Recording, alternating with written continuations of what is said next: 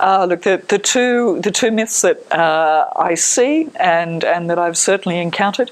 The first one is that a woman shouldn't be promoted or shouldn't be appointed to a role because it will be more difficult for her to balance work-life issues and caring roles. That's a complete nonsense. In fact, we know from data, particularly from Scandinavia and from other countries that have had much more gender equity in executive leadership roles in all parts of society for decades, that in fact it's the skills to be able to multitask and to juggle and to manage priorities that are exactly the sorts of things that make women terrific in executive roles. So that's the first myth that's easily debunked.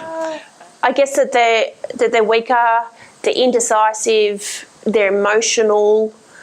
I think they're the biggest myths. Debunked. And the second is the one in relation to leadership styles, and that's usually associated with women being either perceived as being aggressive, when if exactly the same behaviour was demonstrated by a man, it would be assertive and he'd be patted on the back.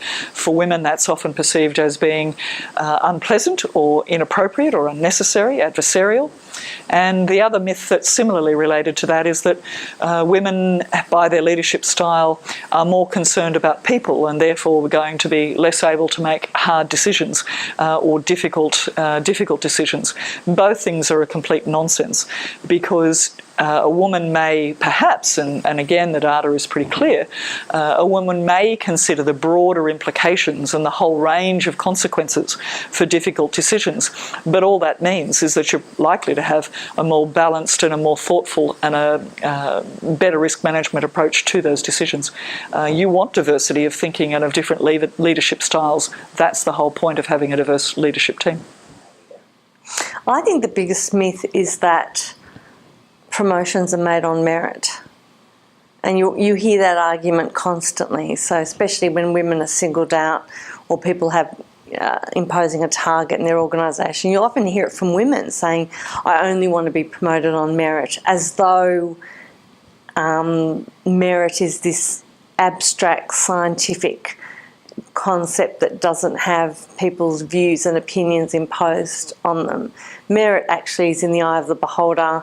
It's what people perceive. It's usually in the image of the existing leadership, which isn't always a good thing.